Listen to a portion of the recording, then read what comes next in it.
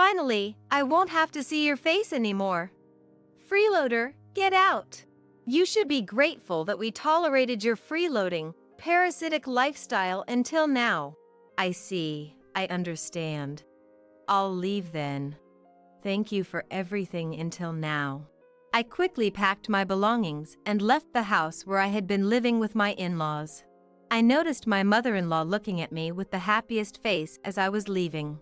I left looking all sorrowful, but only I knew about what awaited this house next. My name is Emily. I'm a 32-year-old who works from home.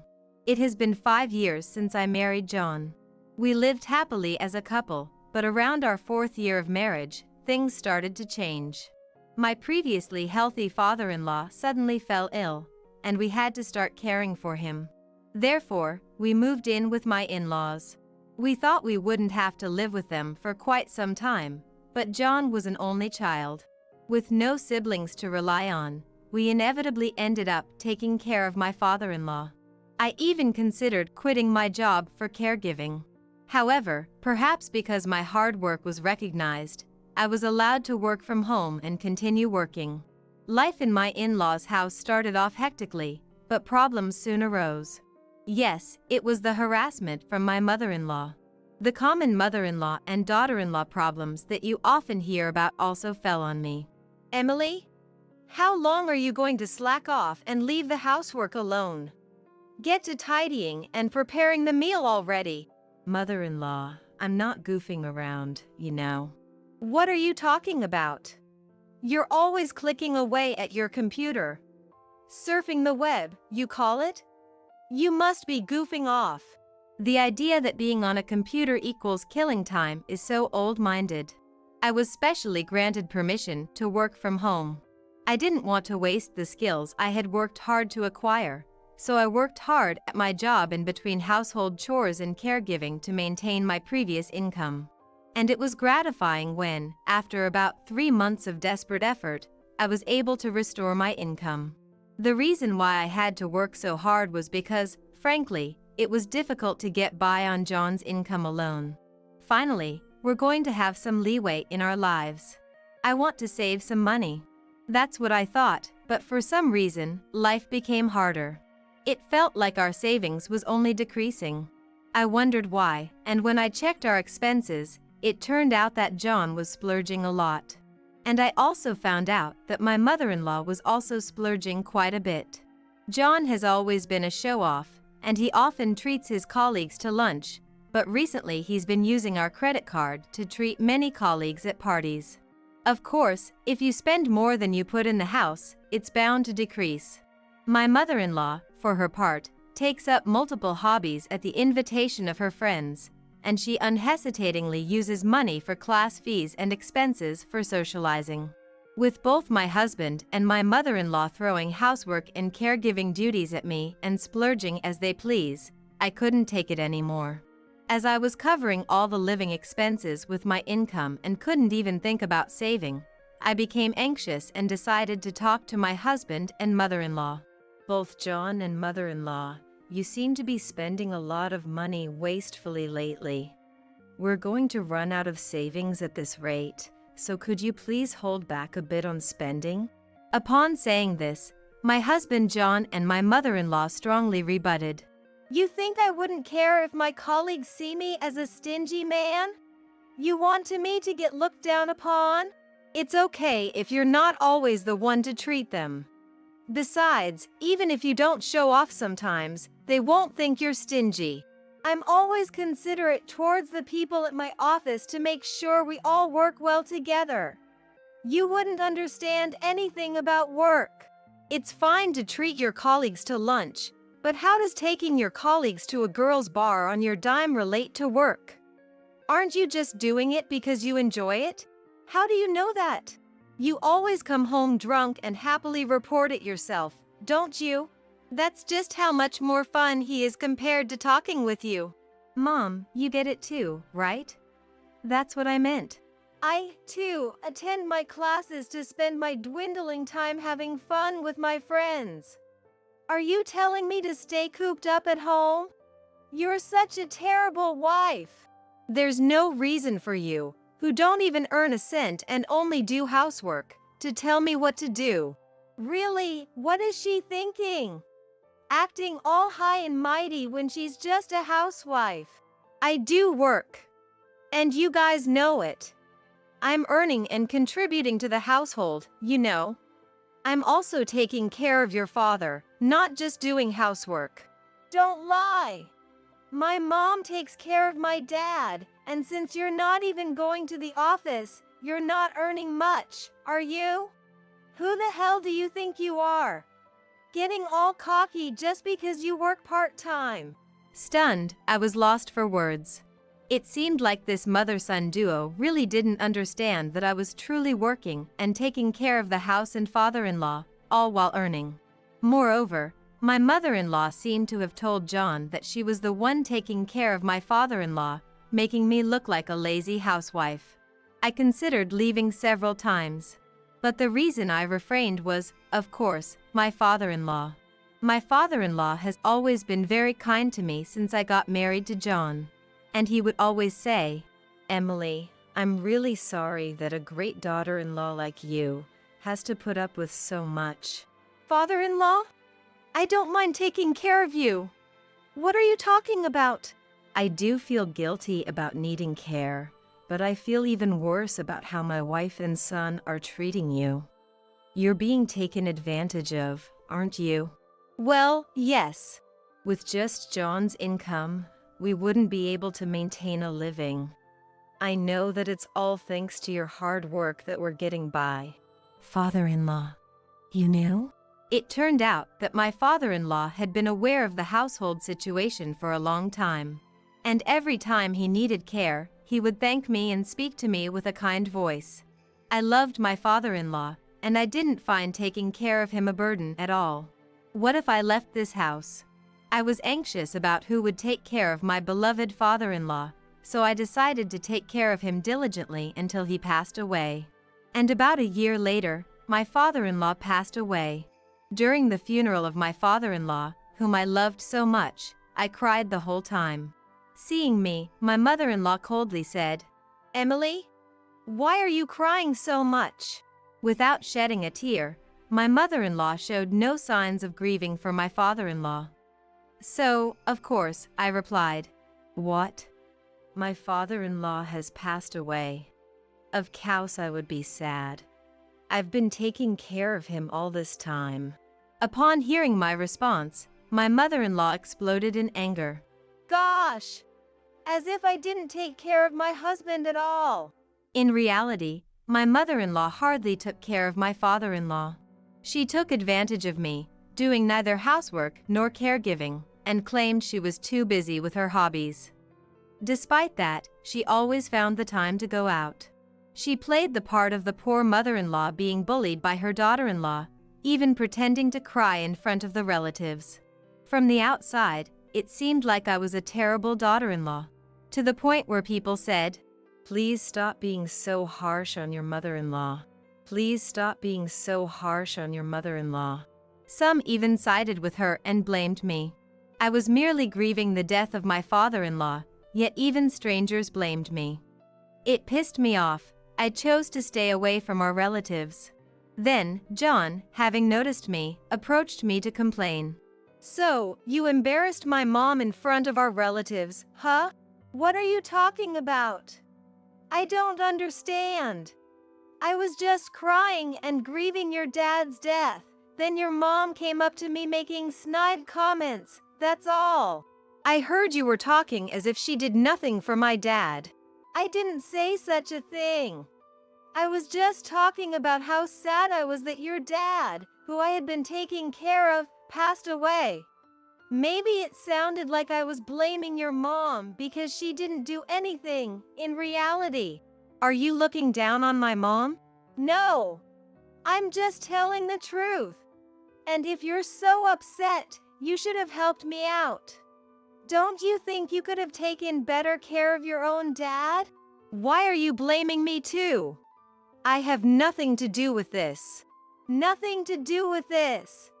You're his own son. Didn't you feel any responsibility to take care of him? I had work. It was your job, as a housewife to take care of him. That makes no sense. I have work too, so that's unfair. Our argument heated up and was broken up by panicked relatives.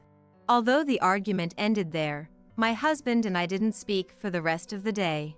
Later, after all the funeral-related matters were settled, a lawyer spoke about the inheritance.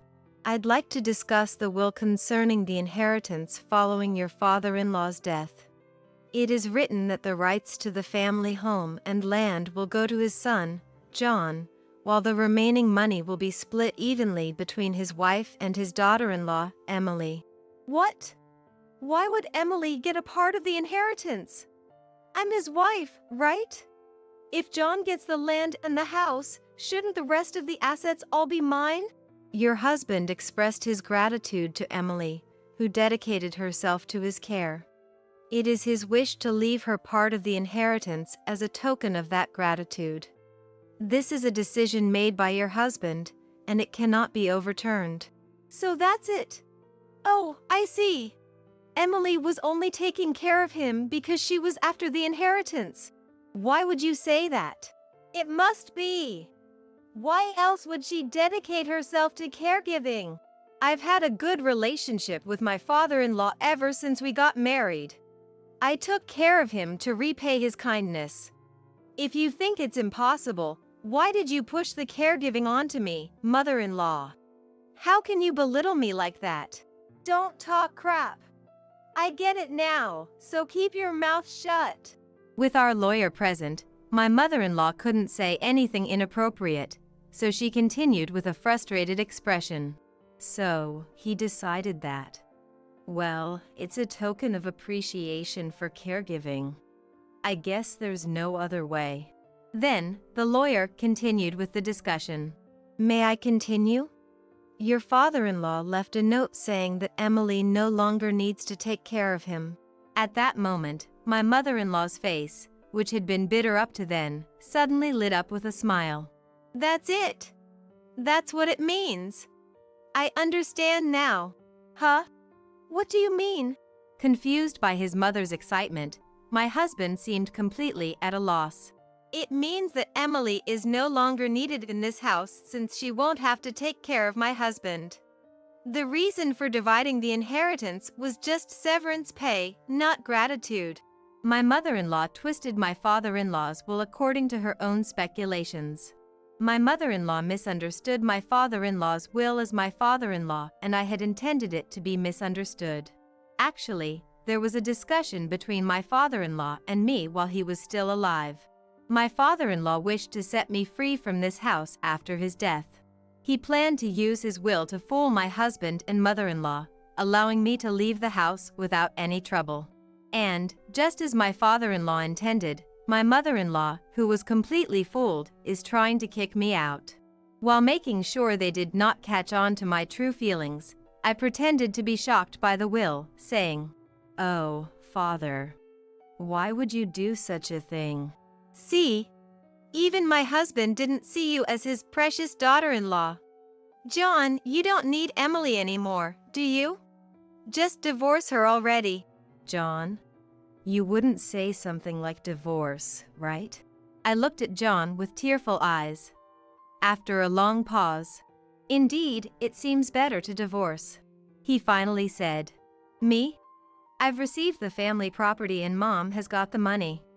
I don't need to worry about care in the future, and I won't have any trouble without Emily. What? I see. That's how it is. Sorry, but could you leave me? Understood. I guess there's no place for me anymore here, I meekly said as I took a piece of paper from my drawer and handed it to my husband. When we had a fight before, there was one time I went to pick this up. That, of course, was the divorce papers.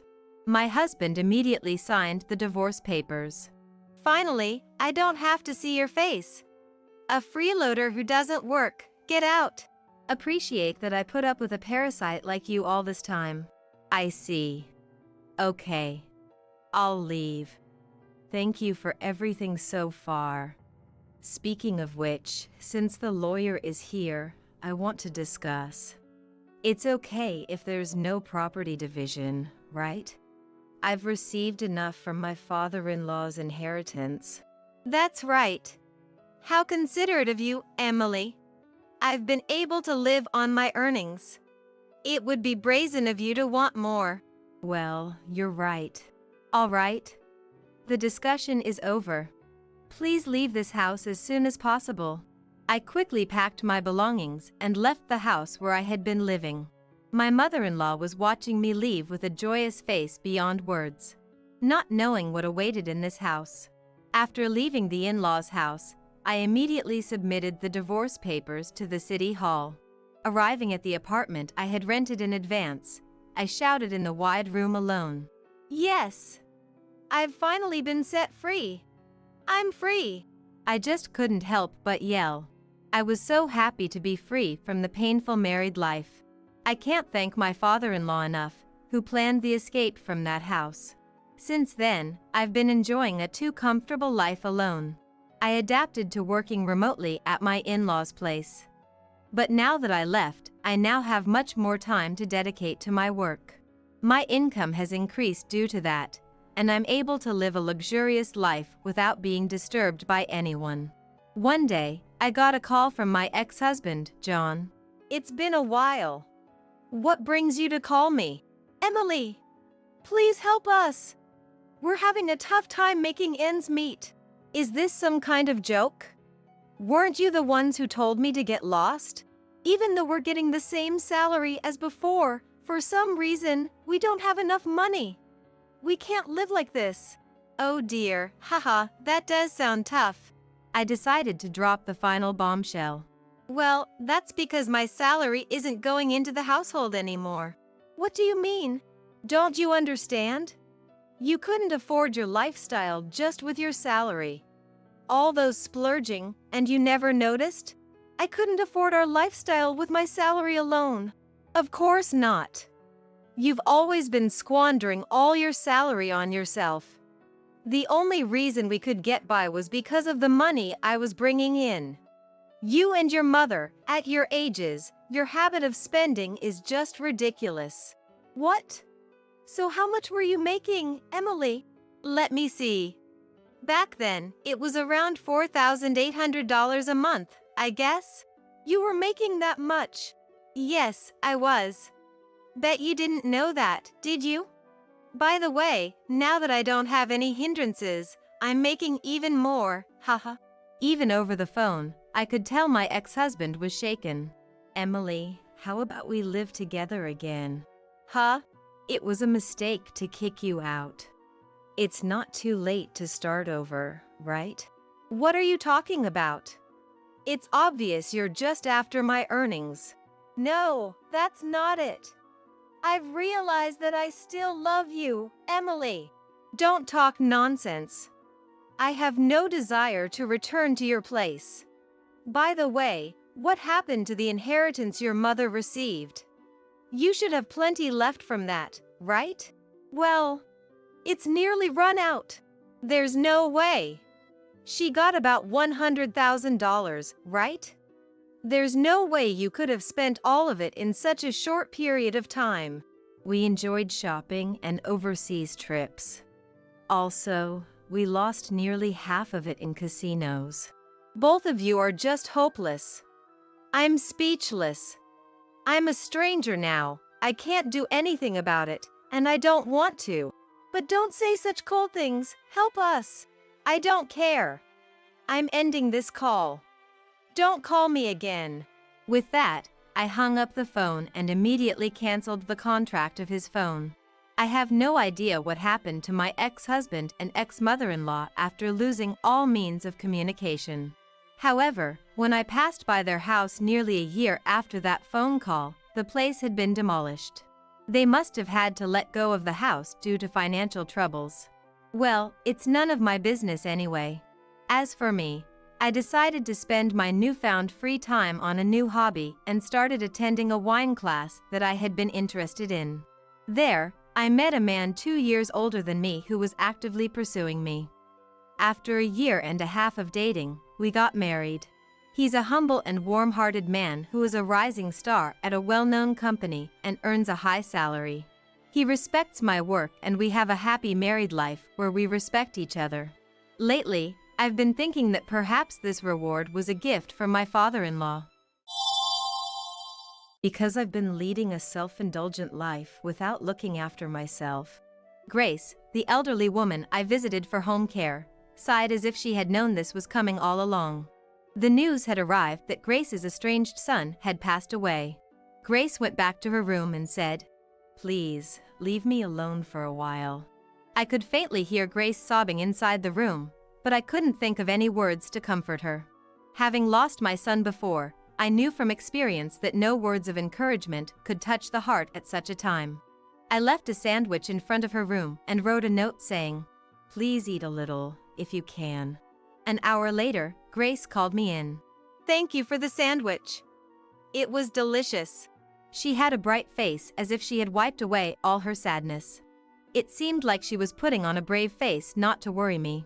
Grace, with her usual calm expression, said, "Chloe, I hate to ask, but could you go to the office and submit the death certificate for my son? It's hard to get around in a wheelchair." "Understood, I'll take care of it." Having lost my own son, Stephen, just a year ago, I was more than willing to help. After completing the paperwork without any issues, Grace called me in again and said, "Chloe, you have really taken good care of me this past year. Thank you. But you don't have to worry about me anymore. You can stop coming from tomorrow. Today will be your last day." I felt a darkness envelop me. How am I supposed to raise my young grandson William from now on? My name is Chloe, in my 60s. Once, in my 30s, I dated a man named Thomas, and we had a son together. "We'll build a wonderful family together, the three of us." That was my promise, but somewhere along the line, everything went wrong. As soon as Thomas and I got married, his once kind demeanor completely changed. He started to vent his frustrations on Stephen and me when work didn't go well. Complaints about dinner being late, the child's crying being annoying, and lashing out at us over any little thing that didn't go his way. At first, I tried to endure it, but Thomas's behavior only got worse day by day. His outbursts became so uncontrollable that not even my voice could reach him, and I too started to feel cornered. "Enough is enough. I can't follow you any further. It's one thing for me, but I don't want Stephen to suffer the consequences." Wanting to protect young Stephen from the fallout, at 40, I decided to divorce Thomas. "Do as you please. If you think you can survive on your own, then go ahead." I understood Thomas's warning, but my desire to escape the harsh reality was stronger, so I took young Stephen and left the house. Stephen was just 6 years old then, barely starting elementary school. After finding a small, affordable apartment and finishing the move, can I really raise Stephen to be a fine person on my own? I watched the setting sun and wondered. But seeing Stephen's carefree smile made all those worries dissipate like fog. "Stephen, from now on, it's just you and Mom, but we'll make it through." And I promised. Stephen would amusingly share various events from school, and I never felt the hardship. I started working part-time at a supermarket to support us, and when I came home tired, Stephen would run up to me and massage my shoulders. "Thank you always. Stephen, you're really thoughtful and kind." "It's nothing. It's because you always work so hard for me, Mom." His words would instantly lift all the fatigue of the day. However, living on a part-time income only increased my anxiety about the future. Thinking about Stephen's school fees and entrance exams, it was clear that things would get financially tighter. So, I decided to boldly step into the caregiving profession. With an aging society, the demand for caregivers would only grow, and if I could get the qualifications, I wouldn't have to worry about food on the table. Convinced of this, I worked as a caregiver while acquiring various related qualifications. Even as Stephen entered his sensitive teenage years, he grew into the same pure-hearted child and started part-time work in high school. I didn't want to overburden Stephen, who was preparing for exams, but he would smile and say, "This is for my own good. Part-time work is part of learning about society. It will surely help me when I look for a job later." After graduating from high school, Stephen got a job at a small local factory. Around this time, Stephen had a fateful encounter with a woman. She was an office clerk at the same company, Isabella, who was 2 years younger than Stephen. "It's nice to meet you. My name is Isabella, and I'm dating Stephen." I was convinced that she would be a good match for Stephen and blessed their relationship from the bottom of my heart. Moreover, Isabella was 4 months pregnant with Stephen's child. "I'm becoming a grandmother already." So I joked. Reflecting on my past, I had Stephen in my mid-30s, which was close to being a late pregnancy. The childbirth and parenting were quite challenging, considering they were still in their 20s. "If you ever have any trouble, feel free to consult me. I won't hesitate to help in any way I can." I offered my support to the young couple, hoping they wouldn't have to endure the hardships I did. "Thank you so much, Chloe." Isabella came to cherish me like her own mom. Especially since she had lost her parents just before her marriage, a time when she felt very vulnerable. Soon after getting married, Stephen and Isabella rented an affordable apartment nearby. Half a year later, Isabella gave birth to a healthy boy. They named him William. "William, it's your grandmother. Nice to meet you." I couldn't help but smile as I looked at William. "I wonder who he resembles. Does he have Stephen's nose?" "It's too early to tell," Stephen said with a wry smile next to me, and the nurse laughed amusingly. Following the birth, Isabella decided to quit her job and focus on raising her child. "I can't be left behind." Wanting to support Isabella in any way, I spent my savings on baby supplies. Isabella was astonished when she returned home from the hospital. "Wow, Chloe. When did you manage all this?" She was so touched that she started laughing at the entrance. Stephen commented with an amused voice. "It seems like you're going to spoil the grandchild." I didn't mind what anyone said. Of course, Stephen's child would be dear to me. "Isabella, if you ever have trouble with childcare, call me anytime. I'll come running," I said earnestly, but Stephen coolly retorted. "You just want to see William, don't you, Mom?" Caught me. I could only respond with a wry smile. When William turned 3 and began to walk and talk on his own, Isabella started working part-time to support the family.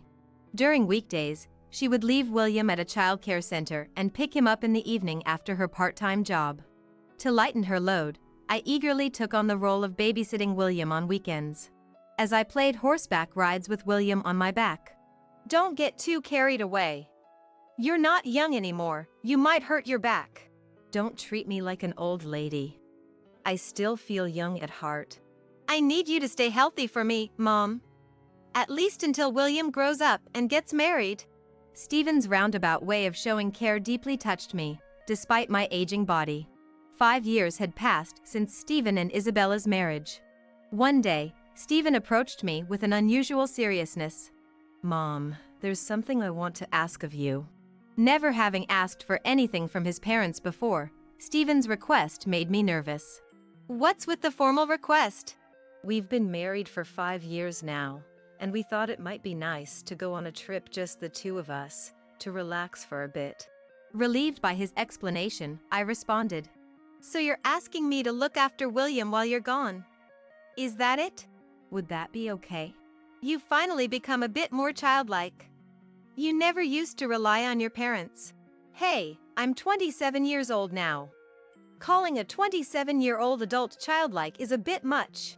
Although Stephen complained with a strong tone, his expression was smiling. "Sure, go on your trip. Take your time and enjoy yourselves." "Thank you, Mom. I'll make it up to you someday." With those words, Stephen and Isabella rented a car and went on their trip. However, I couldn't shake off a sense of unease that I couldn't explain. What is this anxiety? I hope nothing happens.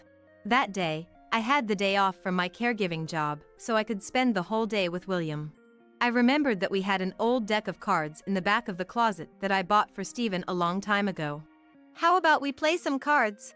"I want to play." William eagerly raised his hand in response. William quickly learned the rules of the game. "You're so smart, William. You picked it up right away." "It's boring to play alone. I want to play with Dad and Mom next time." By 9 p.m., even the energetic William had tired himself out and dozed off on the couch. "You'll catch a cold sleeping there." I said as I picked him up and carried him to the futon in the bedroom. When did William get so heavy? I used to be able to lift him so easily. I was reminded once again of how quickly children grow. Just as Stephen said before they left, I have to live a long life, at least until William grows up and gets married.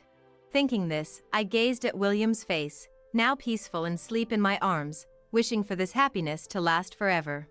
Then, suddenly, the phone rang. It was unusual for anyone to call me at 9 p.m.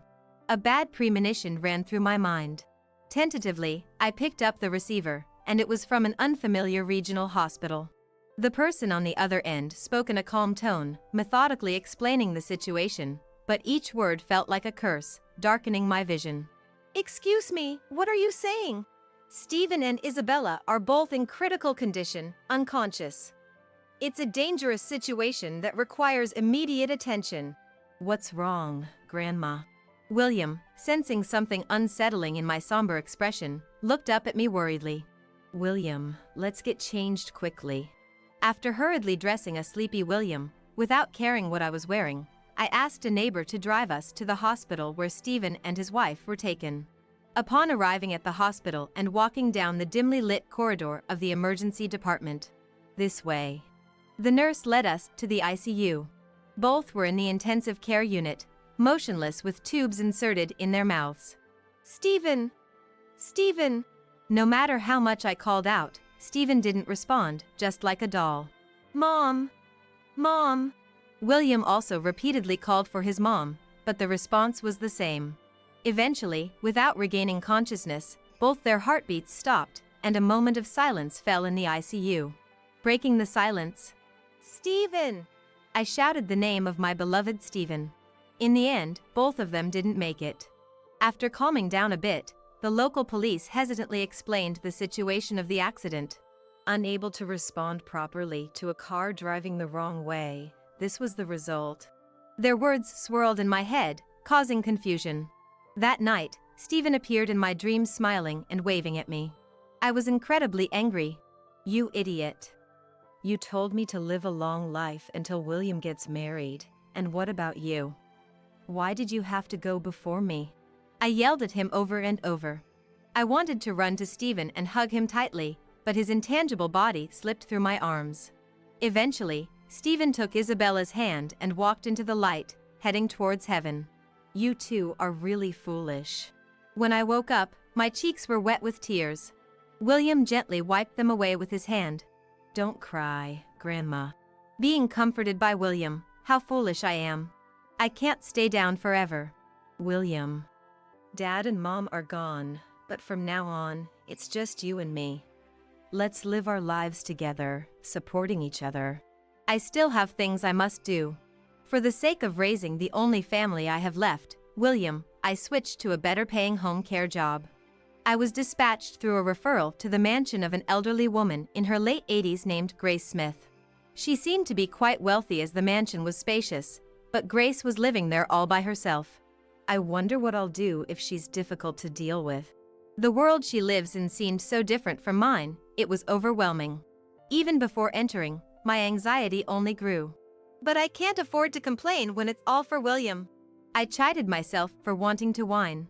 The mansion was too large for one person to live in, especially since Grace had been living in a wheelchair for many years.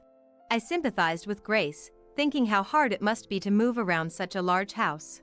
The pathway leading to the entrance had a gentle slope and handrails installed.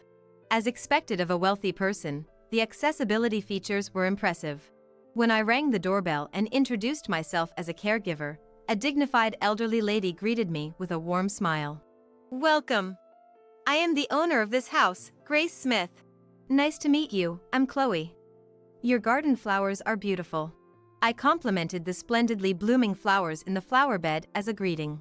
I was advised by a senior caregiver that it would be good to start the conversation from there, assuming she had a strong interest in flowers.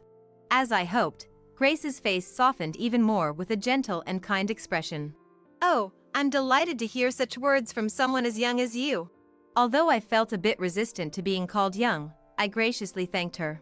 Grace was never arrogant. She treated me rather like a family member, which made me feel at ease.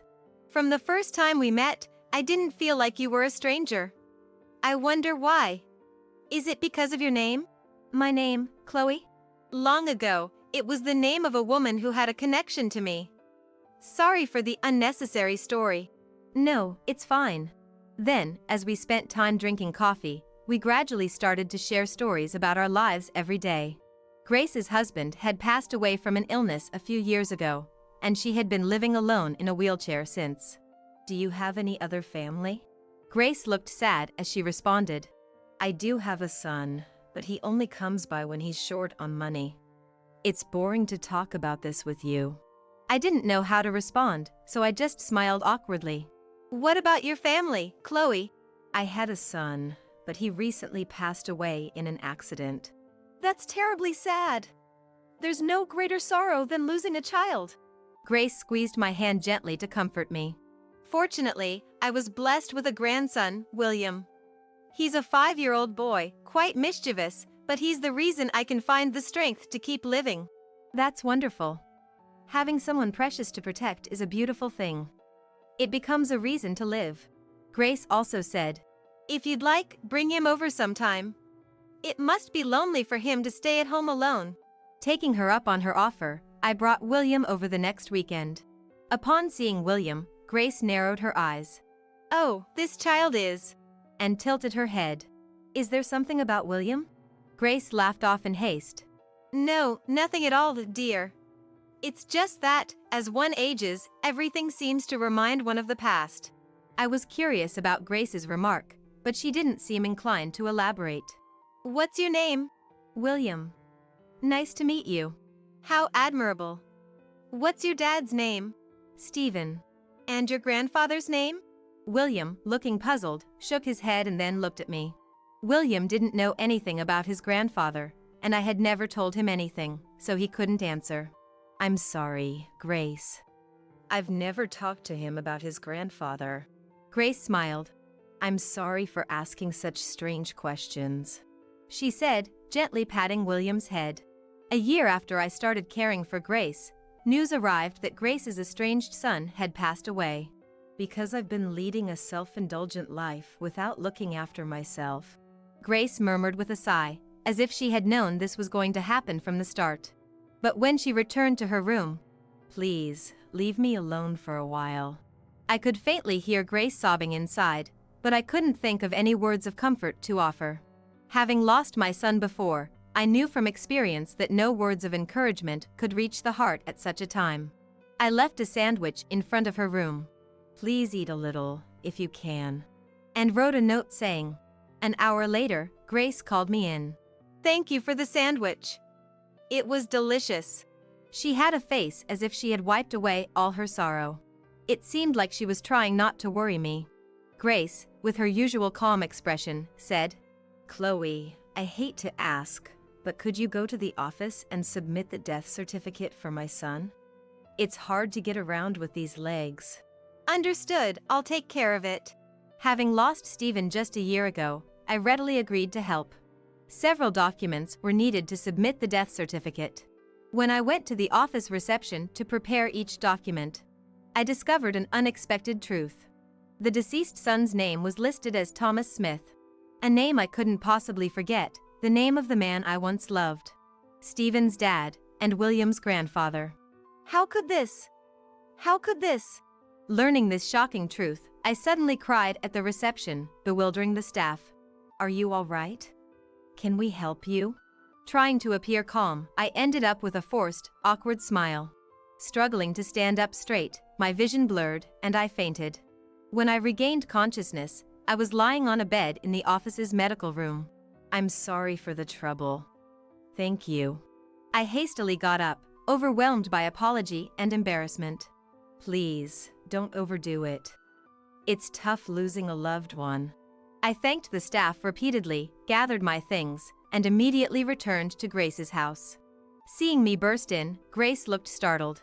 Chloe, what's happened to you? You look so scared. I glanced at my reflection in the mirror. Despite not being angry, my expression could easily be mistaken for fury. Grace, your son's name was Thomas Smith, wasn't it? Yes, that's right. What about it? I swallowed hard, then took a deep breath before replying. Thomas Smith was my ex-husband. Oh.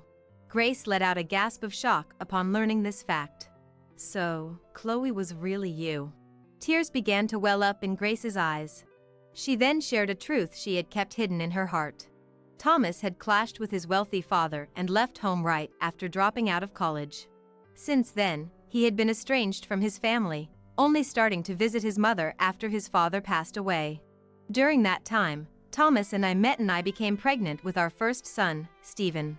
But when I suggested that Thomas should at least greet his parents, "There's no need. I'm not showing my face at that man's place," he stubbornly refused, so I couldn't say anything more. As a result, I never met my in-laws before divorcing Thomas. Grace mentioned she had suspected when she heard the name Chloe, as I had returned to my maiden name, but she wasn't sure.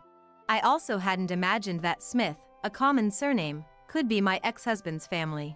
After completing the death certificate without any issues, Grace called me again. "Chloe, you've really helped me a lot over this past year. Thank you. But you don't have to come from tomorrow. Today will be your last day." The sudden notice of termination made me feel as if the ground had disappeared beneath me. How was I going to raise young William now? Sensing my unease, Grace smiled kindly as usual. "Oh dear, please don't misunderstand. I'm not saying this because I've come to dislike you." I tried desperately to understand Grace's true intentions. "It might be presumptuous to ask, but if you're willing, Chloe, would you consider living with me? William too, of course." Tears welled up in my eyes as I finally grasped Grace's intent. "I don't mind, but are you sure?" "Good or bad, you're family.